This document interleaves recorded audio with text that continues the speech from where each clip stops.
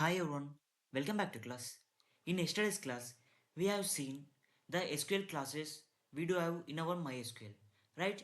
So in today's class, we will be focusing on the topic SQL aggregate functions. So what does it mean? So aggregate functions are the one which works in multiple rows and returns one value.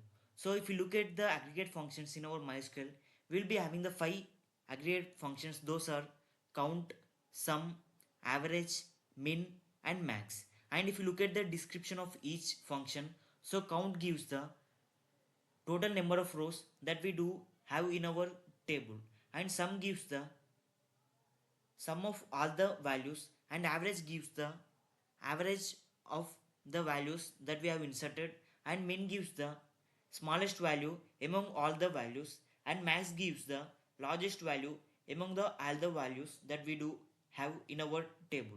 Okay, so let me explain you one by one function with a practical implementation from the starting, like creation of database, to the end. Okay, so let us get into our MySQL. Okay, now let us clear the entire data here. Okay, so let me create one database initially. So let the database be create database. So let the database name be aggregate function. Okay, now select this particular query and execute. See, now the database aggregate fun successfully got created. Okay, now we need to use this particular database. For that, the query is use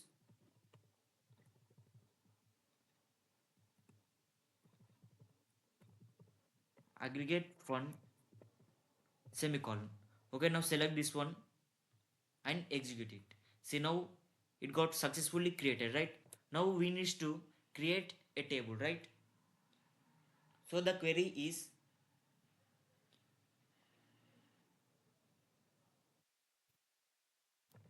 create followed by table, then the table name. Let the table name be students, and give the fields like id, which is of type int, and it should be primary. That is, it should have the unique values, and it should not be null. Okay, so for that we are giving primary key, and give the second field as student name, and it is of type int varchar, and give the size 20. Okay, and give another field, that is course, which is of type int, which is of type varchar, and give the size as 20. Okay, and give another field, that is marks, which is of type int. Okay, now give the semicolon here. Okay, now execute this particular row. Okay, so now the table students has successfully got created. Okay, now whether to know, to know the description of this table, we'll be having the query, that is desc followed by table name, which is students here, right? Now select this one and execute. See, you can see the description of this table students. Okay, now let us try to insert the values into this table students. For that, the query is insert into table name, that is students, followed by values. Okay, at first we need to insert id, then student name, then course, then marks. Okay, let the id be 1, then name, that should be given inside the quotation marks. So let the name be Kiran, and then branch be csc.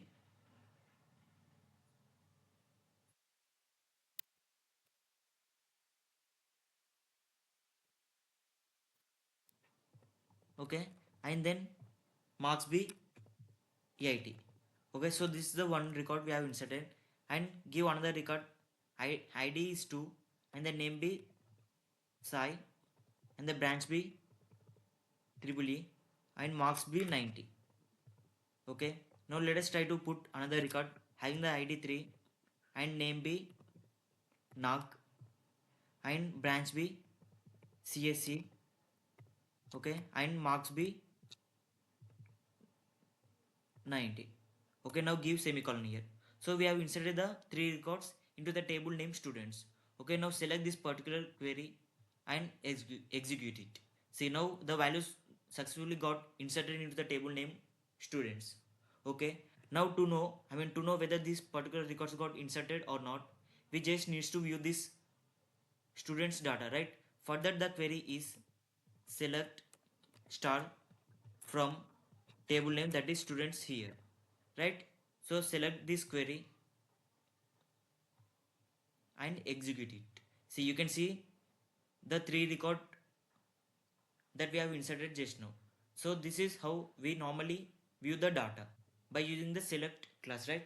Now let us try to perform all the aggregate functions by writing their queries. Okay, so at first we will be focusing on the count aggregate function. So for that, the query is select count of star from table name, that is students. So what happens, count of star gives total number of rows that we do have in our table, right? So we have inserted the 3 records, right? So the count of star here gives the number as 3. Okay, so select this one and execute.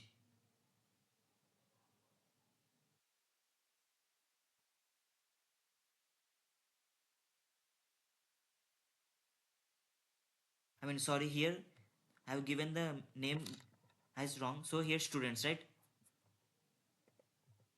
Okay, now select this one and execute it.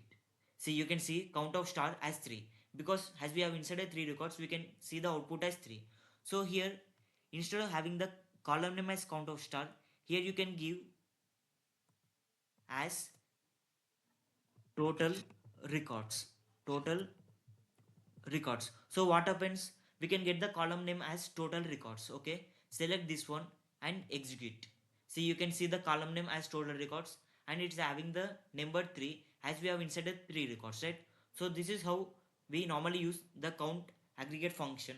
Okay, and here also you can apply the condition like using the where class, like here where let the condition be marks greater than 80. So what happens, here we can see the 3 student details having the ID 1, 2, 3. So out of these 3 records, only the 2 records that is having the ID 2 and 3 are having the marks greater than 80, that is 90, 90. So now when we try to execute this particular query, we can get the count of star, that is total records, is equals to 2, because marks should be greater than 80, right? So we can see only these 2 records having the marks greater than 80, that is 90 here, right? So let us try to execute this particular query. So select this one and execute. See, you can see the total records as 2. Okay, because only the 2 records are having the marks greater than 80.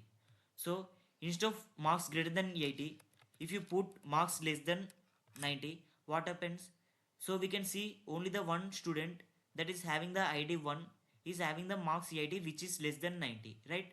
Now when you try to execute this one, you can get the total records as 1, as this particular ID 1 is having the marks 80, which is less than 90. So this is how we normally use count aggregate function. Now let us see sum.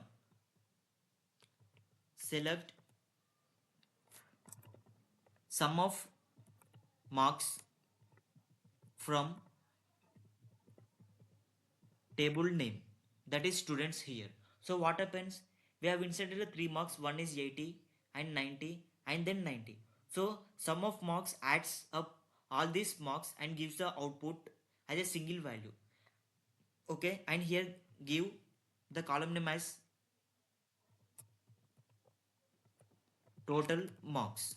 Okay, now select this one and execute. See, you can see the total marks as 260, as it adds up all the marks of the column marks. Okay, so this is how we normally use the sum aggregate function. Now let us try to see average. So similar to the sum, here what happens is just it performs average on all the marks. So average of marks as let the column name be average marks from table name, that is students, here. So what happens, we'll be having the three records, right? And each record is having the marks column, right? So first one is 80 and the next one is 90 and the next one is 90. So at first it will be adding all these three marks, that is 80 plus 90, that is 170, then 90. What happens? 260, right? 260 divided by 3. So what happens, we can get the 260 divided by 3 means 8, 80 point something, like that we can get. Let us try to execute this one and we see the output. See, you can see the output 86.6667. So this is how average aggregate functions actually works. Okay, so you got it, right? Now let us see how we perform min and max. So similar to sum and average aggregate functions, min and max will also be looks somewhat same. That is, select min of marks from table name, that is students. Okay, so what happens, we'll be having the three records. Among these three records, the minimum marks is 80, so we can get the output as 80. So here give as min marks. Okay, now select this one and execute. See, you can see the min marks as 80 because 80 is the minimum marks among these three records. Okay, now instead of minimum, here put max, so we can get the maximum marks among these three records.